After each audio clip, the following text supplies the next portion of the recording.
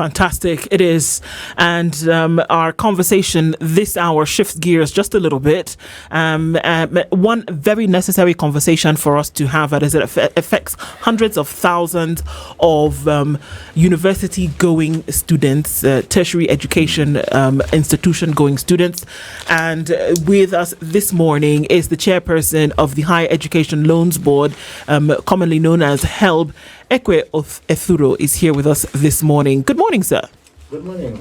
How are you doing? I'm doing fine. Good to see you. Good to see you too. I keep saying that Lydia has done some magic today with her finding shovel, because she's dug all over the place and then now here you are in the hot seat. She has been trying very hard. She has tried very hard, but yes. You can see now the efforts. I was a bit camera shy.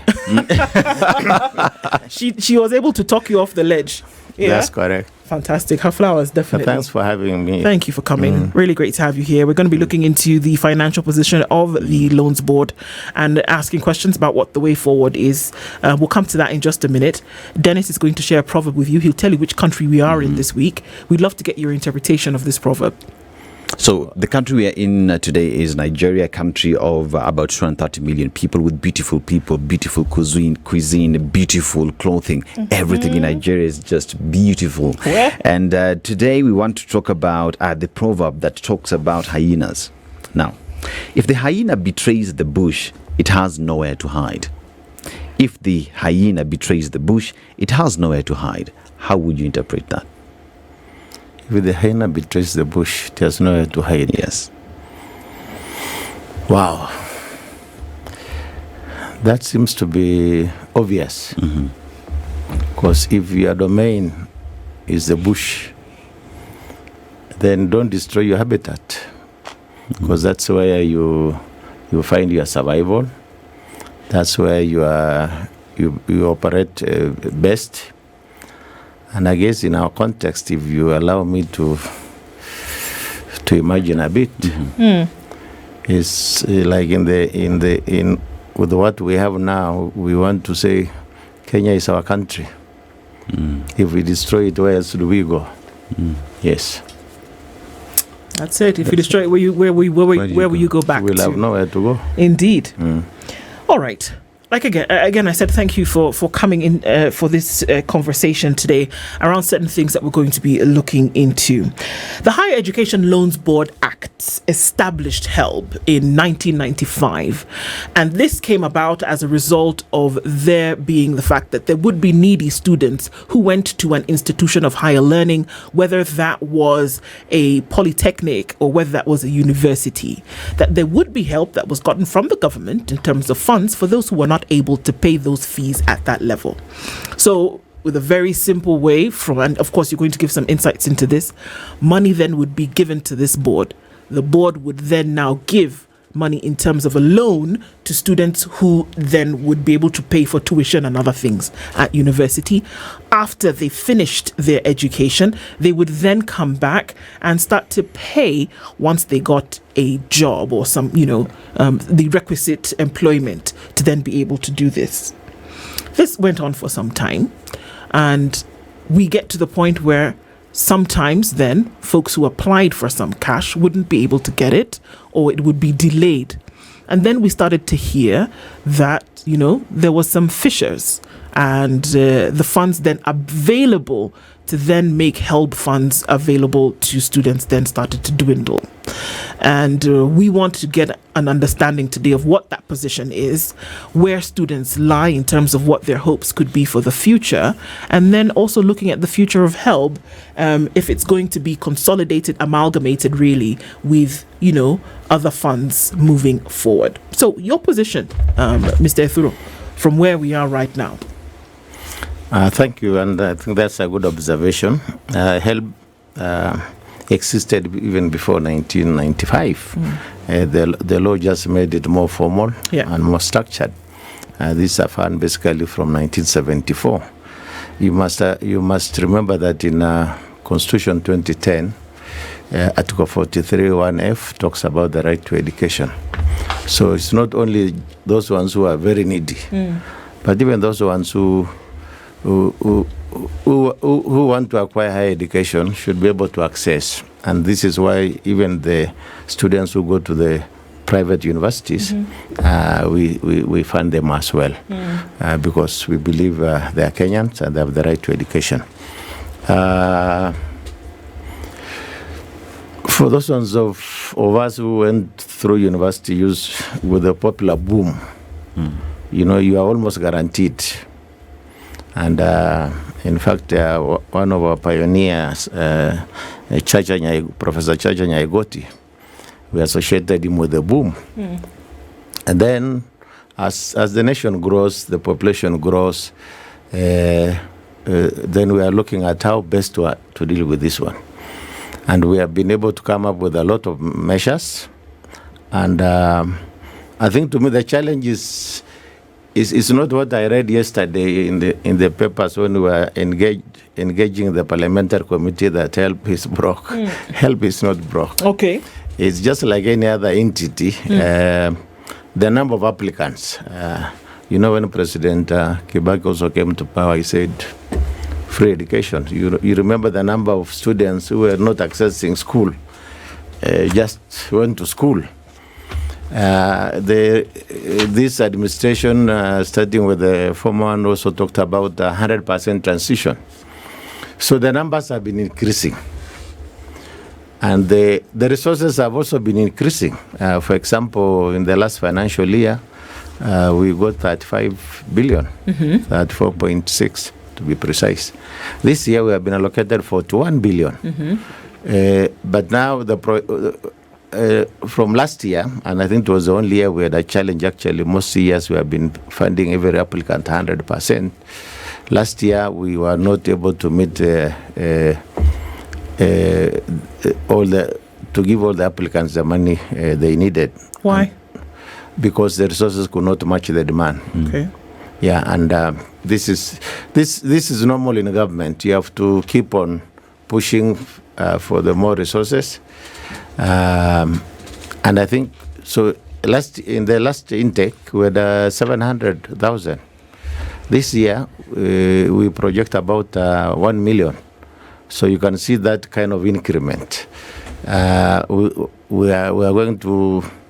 We managed to fund 570 last year. We expect with the resource envelope now we will fund about 650,000. So when we're engaging the parliamentary committee, it was just to tell them, hey, we have this deficit. How do you come to assist us through, of course, the National Treasury and the parent Ministry of Education. So, in Parliament, the HELB Chief Executive, Geoffrey Monari, tabled the figures, because you've quoted the figures from 35B, 41B, and the figures that Monari tabled before the National Assembly Committee on Education yesterday. The agency had a shortfall of 11.5 billion to fund university students in the last fiscal year. So you have TVET applicants who qualified for funding requiring 2.2 billion. So the threat is now the transition rate because of this shortfall. So, Chair, so HELB received over 713,000 applications. You're saying this can go to 1 million. So the shortfall we're looking at here, you only funded 322,000 students. What does this massive shortfall then reveal? It reveals the need for more resources. The deficit for last year, and we actually promised that it will come in the supplementary. And I think the appeal we were making to the parliamentary committee is that must be honored. And government has been responsive, maybe not to the extent that will meet 100% compliance. We want to believe that, the way you get the first budget, and then government looks at how it is operating, realizes there are certain shortages. Of course, we don't need the money at the very beginning of the financial year or of the academic year. Most universities now are in the long recess, so they open around September, or the early ones open maybe late August. So we still have a bit of time for that conversation to take place and for government to look for more resources. So what were the figures in the proposed supplementary? The 12.9 billion. The 12.9. Not 11. It's 12.9. It's 12.9. And what is the government so far indicating that they're willing to give? The indication is that they're willing to give all the money that is required. Okay. So when you look at HELB and how it is disbursed, there's always the other aspect of after the fact. Now the payment of the same has to be repaid by the students after graduation. Correct. And that has been a problem for HELB for a very long time. Right. So if we look at the repayment of these funds by graduates, how are we looking at it? You have raised one of the fundamental issues that came with the act, and one of the main objectives actually of the organization is to create a revolving fund. You can imagine a scenario where we are able actually to plow back the money and meet the requirements of the students. Of course, we can't meet because of the numbers, but to make a substantial contribution in terms of A&A to the kitty. And we are doing well actually with that kitty. Like in the last quarter, the last financial year, our target was 5B. We managed to raise 5.2B. That's already a contribution to the entire budget we are talking about. There have been challenges. Of course, repayment has many factors. Employment is an issue. You have to pay when you are employed, and not all graduates get employed, so that makes our recoveries very difficult. So, but from the ones we have and from the employers who declare, we are happy. Of course, when we have people we know who can pay and have refused to pay, we use the debt collectors. Okay. What does the process look like for us to explain? And how does this then combine with the most recent, I kind of forget what it's even called, the funding model for education? The new funding model. New funding model for education. Student-centered. Right? So how does what HELB was known by, where one would assume you wrote a letter, you wrote an email, whatever it was the case, to apply for funding for HELB based on what the fee structure was for the institution that you were attending. HELB would then get back to you and say, well, we will offer you this amount. You take it or you leave it. But in most cases, you would take it and then spread it across in the best way that you could. How does that significantly change now with the new funding model? Because it's been there for a year plus now, and folks still don't know what they're supposed to do. How does that play against what we're currently faced with now? The new funding model was actually a very novel idea. Okay. And the idea is about equitability. If a child of Ekwee Ethuro applies, then you look at my circumstances. I've been educating these children in private schools. It means I can afford something. So you will get the little support from government to supplement your own efforts. If a child from a poor background applies, that assessment is also made. And so that child can literally get 100% of the fees required. So it's a very good model. Maybe we have not communicated enough to Kenyans in terms of its benefits. There are courses that you can actually meet with that funding 100%. There are courses, of course, that are expensive, like medicine, which are always costly. So that becomes a bit of a challenge. Is it sustainable? It is sustainable. Yes. In fact, government, I think, has given more money with this system than even the old system, because of the scholarships component. And I think that's why we are talking about this other funding, which is provided by the university's funding board on scholarships. HELB gives upkeep and the loan component.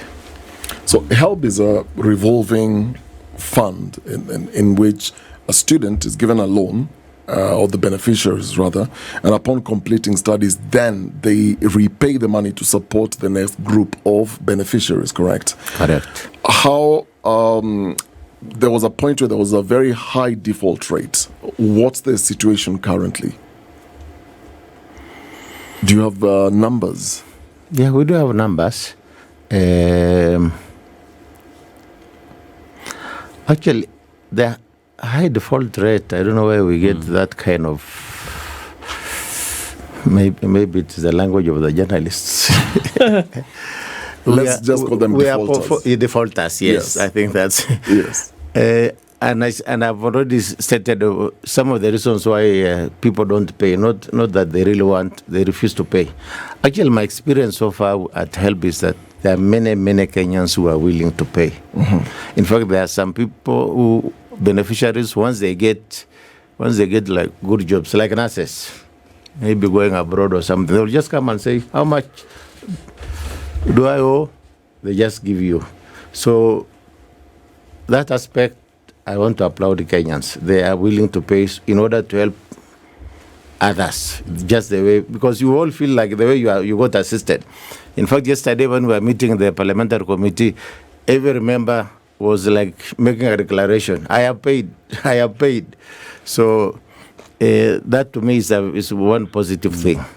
The challenges of recovery, we're operating almost like at 74% performance. And you can look around even in financial institutions, which are banks, that's a good recovery percentage. And so there are the dynamics in our situation, basically in terms of employment. Because you're quoting 74%, and the number may look good, but because it's a revolving fund and you're not getting any other external funding, then it affects the next group of students. Now, early this year, the Higher Education Principal Secretary, Beatrice Inyangala, said, and I think this was still in Parliament, and the idea was a gradual plan to move HELB from relying on the exchequer funding model and instead structure HELB to adopt other ways of getting funding, a social bond financing model perhaps. Is this something that you're looking into? Absolutely. One, the exchequer is still, the treasury is still our main funder. And that will be there because it's a commitment by government to education, the right to education. So because of that revolving fund, we are trying to see which other ways can we employ so that we can continue increasing. So one of them is that social bond. We have already engaged a transaction advisor who is working with us. It's an advanced stage and involving all the players, including the National Treasury. Two, we have also models like saving schemes, which we are borrowing from, example, in Malaysia. It's one of those ones considered to be doing very well. America is also struggling with loans, so that's not a good example. Malaysia is one of the examples we are looking at. We have another example from Africa, not even from very far, Ghana, where a portion of the VAT is dedicated, ring-fenced and earmarked for higher education. So those proposals are all in the works, and we are working on them and hoping that they will materialize. That will secure now that kind of funding. Okay. We've seen the headlines, splashed around the headlines. Ekwee Ethuro, HELB in a crisis. Will education actually still be funded? And ask, that fear or panic must have come from somewhere. And is it connected directly to the fact that the money that comes from the exchequer is only so much? Would the fear arise from that? And then also expectation of what may happen in the future for those who want to join university and may not have the funds to do so. We've seen 160,000 could be the number who may not. Is it possible to attend to all those who need it? It's very possible.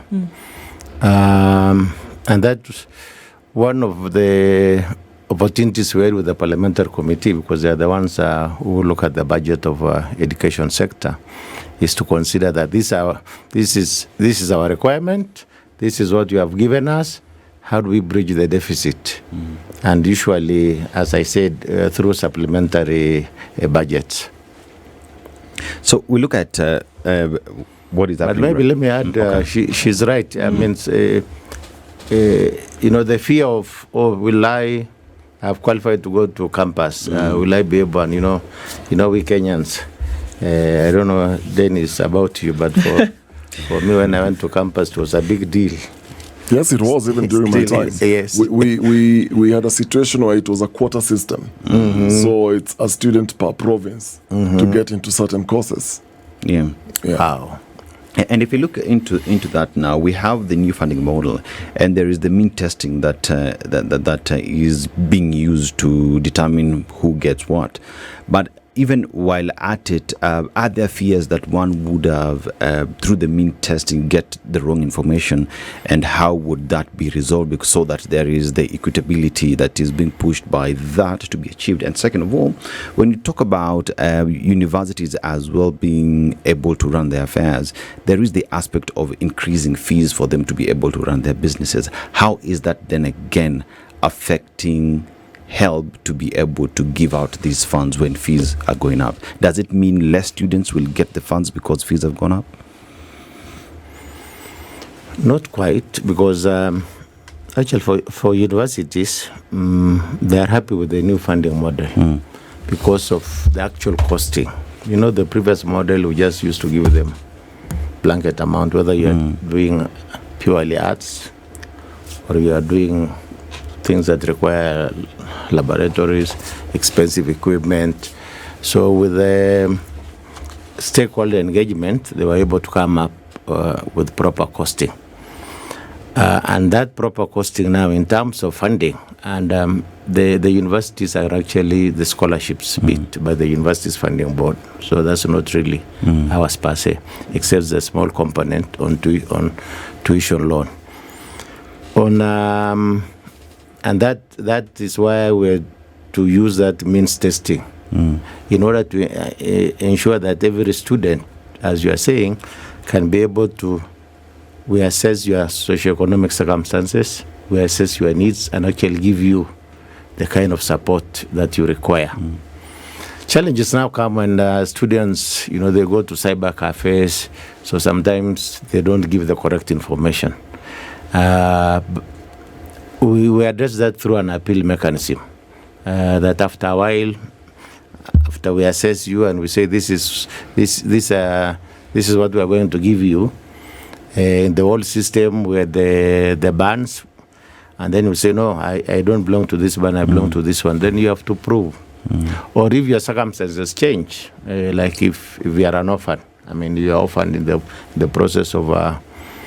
While still in college, there's an appeal mechanism where we know now maybe the one who was providing for you is gone, and we'll be able to look at your appeal mechanism. So there's a mechanism to address this kind of challenges. And in terms of application, as you said, it's not just the letter now. You can go to Huduma Center, which are all over the country, and I think the partnership with Huduma has really been very helpful. You apply actually once. The rigorous application is once. The second one is just for you to indicate that you are still interested in this support. When through looking at this deficits, you earlier said in your first statement that HELB is not broke, though you have what you call a higher demand from students, and you're projecting going up to 1 million. Given that the number of applicants is rising every year, as we are seeing the trajectory, is your data at HELB being used then to focus on funding needs for the next, let's say, 5-10 years? Because what we then tend to see whenever we're looking at budgets, it's more of reactive budgeting than future projecting, and looking at in the next 5 to 10 years, this is what we anticipate we're going to have, and these will be the needs in the next 5 years. Actually, the data is not ours. The data is from the Ministry of Education. But you're interacting with that data, right? Of course, as an agency and on behalf of the ministry. Yes. Like the projections are based on the candidates of the previous year. And then, the requirement to go to the university is a C+. So this is how we determine the potential applicants that will come to us. And it's known by everyone, including the parent ministry itself. And one would have expected what you are proposing. And I think that's the intention. And you quoted our PS, who was saying, we are thinking of other ways. That is part of forward planning. The challenge is the resource envelope. I mean, in any situation, your needs might always be more than you need. And for government, you have competing demands on the budget. So, health is competing, education is competing, and education is taking a lot of money from government. So that is really the challenge. You have to keep on balancing. I don't think it is lack of foresight or lack of planning. We have actually, from our end, we have projected almost up to 10 years. Yes. But when it comes now to the estimates and the supplementaries, the feeling I get, it's not just from you, because the education is still critical, even in health. And we've had this education conversation on the funding models, the different ones around education. It almost appears like you are begging to get this money, like, please allocate these funds to us because this is the need we have. So it almost feels like there's a detachment within agencies to recognize that this is so critical, these are non-negotiables, and we have constant needs, and the numbers keep increasing every year. I guess you have just said our prayers. Yeah, precisely. We, as the implementing agency on behalf of the parent ministry and the state, we have to give our proposals, and that's exactly what we are. But we also understand when we may not get all that we need, because there's basic education. Even within our own sector, you already have serious kind of things. One would expect. I mean, I personally expect that as a nation, we just agree on some fundamentals, and that should be in the area of basic services. Health, education. We have made commitments internationally on the kind of percentages for agriculture in terms of food security, in terms of health, the Abuja. So all these things are there.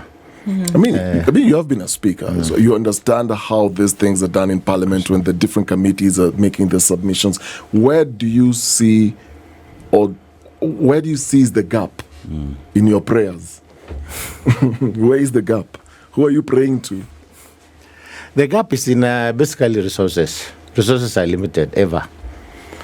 And that's why in economics we say these decisions are made on the margin, where if AI is essential for life, but doesn't have a price.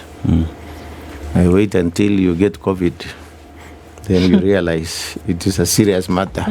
So resources are limited, and the state must compete. All these things are needed. Security, education, health. So you have to deal with the kind of resource envelope and allocate what you have. Is there anybody who will apply today under the new funding model, because it doesn't obviously use the old method of doing things? Is there anybody who will apply under the new funding model today and be denied funds? None.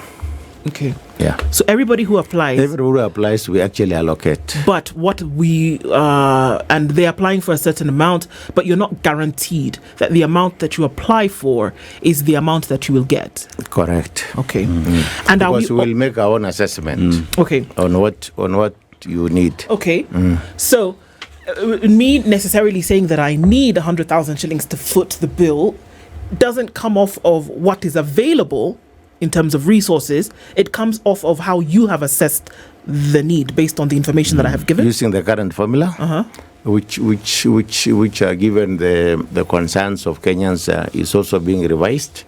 So maybe in this new academic year, it will still be the same formula, but the parameters must change so that we capture all the concerns that have been raised.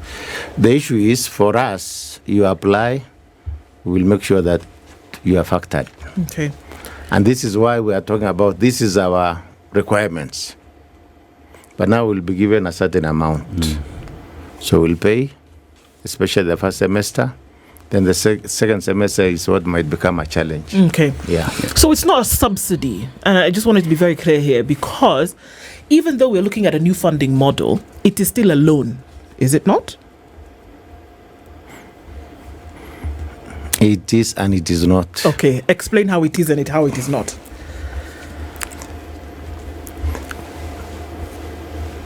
It has various components. One of them is scholarship, which is free. It's a grant from the state. Yes. The other one is the tuition loan, which HELB provides. And then we still have a small percentage for the household, which your household should be able to give depending on their circumstances. We also have upkeep money, which we give to the students for their out-of-pocket expenses. So it's a mixture of all of those. But the scholarship is much more. Okay, so you could get a scholarship and not get the tuition loan? Or are we saying that it is tripartite? That I apply under the funding model, you could give me a scholarship, you could give me the tuition, and you could give me the accommodation. So I don't have to pay back the grant, obviously, because it is a grant, but the loan I will have to pay back, and this accommodation money I have to pay back. Yes. So in that sense, I could apply and I would get all three. Yes. Okay. Ideally, most people get all the three. The only people who don't get all the three are the students in private universities. Okay. Those ones, you only give them loans. You only give them loans? Yes. Okay. Is that an assumption because that you've attended a private university that you have some means somehow? That is the assumption. That is the assumption. Yes. Could it be a wrong one? Not. In fact, there's a school of thought that feels like if you're in a private university, just like in a private high school, why should we give you the money? But now that is, you have to contrast that with the right to education. Also, they are Kenyans, they pay taxes. So we have to come up with a middle ground. Yes. Still in line in line with that, I don't want to lose that train of thought from Mdu. And correct me if I'm wrong, I stand to be corrected. There was a period where TVET students were saying that they're consistently underfunded, despite the emphasis that the government is pushing for vocational training, pushing for technical training. Is there a bias in the HELB loans model? I think I must admit, in the initial processes, TVET was not big thing until a few years back. And so we got actually some good money to support TVET, I think 4 billion, which was just in the last 3 or 4 years. And so now that conversation is changing. Okay. You are not wrong. So that conversation is changing to look at what are the better terms. The minister, our CS, Honorable Migos, has already formed a task force, which I think it has made proposals to him. So, Chair, there's a question that has been asked by one Edwin, who's a listener, and it's all about the repayment. And his question is on loan forgiveness for jobless beneficiaries, if that's on the cards within HELB. It is not. It is not. We believe even if you are jobless, you are surviving. Let's share in that survival. On the basis that you got the loan in the past. Yeah. Okay. Because it's a principle. Yeah. Okay. How do you guarantee that whatever is put on the application, because it's needs-based assessment, how do you guarantee that whatever is put on the application is the case? Why I ask this is because just yesterday, the Auditor General's report came out.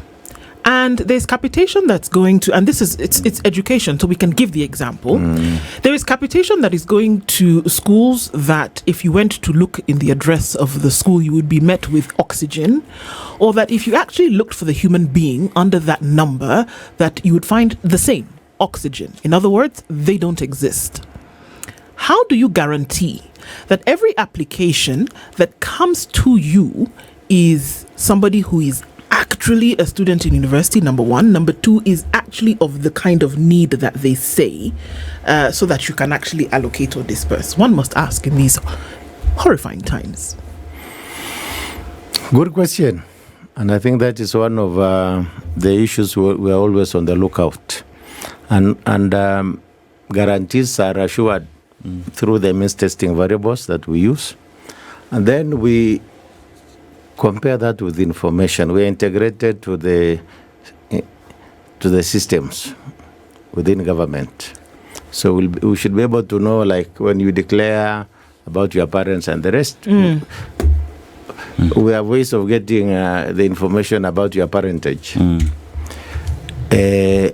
Are you in school?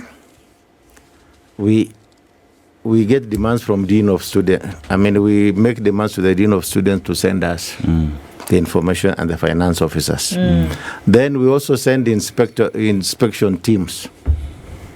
We sample various institutions just to find out exactly what are your records and what are our records.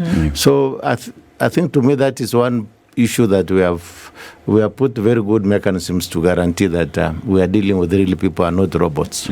So, Chairman, there is the aspect of allocation versus distribution and disbursement. And there is always the feeling, if you look at university students always saying the disbursement has been delayed, we're not getting the money on time.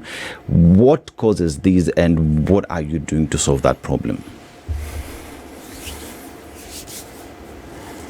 Resources again. HELB can only give what we receive from the National Treasury. So there are delays, but they are not inordinate. Usually government responds when there are those concerns. One of our other prayers, like Dennis has put it, is that National Treasury should reconcile the exchequer releases to us with the academic calendars, so that whenever the students open universities, because majority of our universities are public universities, so whenever they open, we are already ready for the students. So that's a bit of a mismatch that we are prayed to be addressed. Whereas for us, no sooner the money hits our account, we are already ready. Because the moment we get applicants, we allocate, waiting for the money. Chairman, maybe if you had to explain, there was a time I think I had a set who wants to go back to school, and maybe right now he doesn't need a loan, but I'm speaking on his behalf. So sure. Assuming he wants, or someone wants a loan, just to explain, how does somebody start the application? Then after applying, what notifications do they get? How are the funds released in terms of there's the application, allocation, and disbursement? Just explain that process and the length it takes. Even before then, even you can get a loan. In fact, we have a product for working Kenyans called Jelimishe, so that we don't deny. The concept here is nobody should be left behind. So we don't deny you that opportunity. Nasikia Sato? Kabisa. Jelimishe. We also have partial postgraduate scholarships for masters and PhD. I mean, it's not a lot. It's not two beneficiaries usually per county for those ones who apply, and for STEM courses. How many per county? Two per county. Yeah. Okay. And the idea there was that there was a time when the universities had a shortage of PhD holders to teach. And so that's really a package that we are trying to improve that kind of area. So back to your question is, we are digital, knowing the kind of beneficiaries we are dealing with. And so you can, as I said, you can go to your Huduma Center. We have a presence in most Huduma centers. And go to our website of HELB and just punch the figures. It is self-explanatory. This is what we call the higher education model, which is combining both the universities funding board and the HELB. So once you feel those things, then the message will come that your application has been successful, and you will get a summary of what you have done and your information. Mm-hmm. Yes. So there's an acknowledgement. So after the acknowledgement, so that's the application. That's the application. Then there's a process of allocation. Yeah. Once you have succeeded in the application, then you'll get a message saying the application is being verified, and I think that answers the earlier question. Mm-hmm. So after the verification, now the next thing you will be told you have been allocated this amount of money. Yes. The next stage, another message, your money has been disbursed. When your money has been disbursed, the student should go to the finance office, because we do in batches, and to the institution. So you'll go to your finance office and check if you have gotten the money. If it is not there, we have call centers. You can call back, you can email and say, hey, this is what my application is reading, and I have not seen the money. So that process roughly takes just an estimate, how long from the point of application to disbursement? Good question.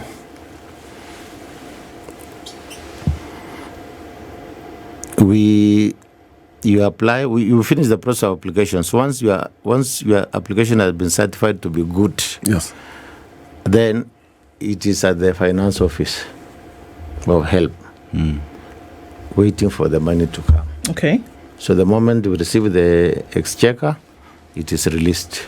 Then that's the time we are saying the money has been. That's the time you'll get the message the money has been disbursed. So it varies. Okay. Because we open the portal let's say 2 weeks ago for the next academic year. Okay. So all those applications are being processed as you submit them. But the disbursements will not take place until early September. Okay. All right. I mean, it's great to have this conversation with you this morning. So I guess what you're ensuring people that you apply, you'll get some money at least to be able to get on with the education. So nobody's going to be left out of the pot. No. The chairman of the Higher Education Loans Board has been with us this morning. Mr. Ekwee Ethuro has been here. Thank you so much for joining us this morning. This is the Situation Room, the only way to start your day.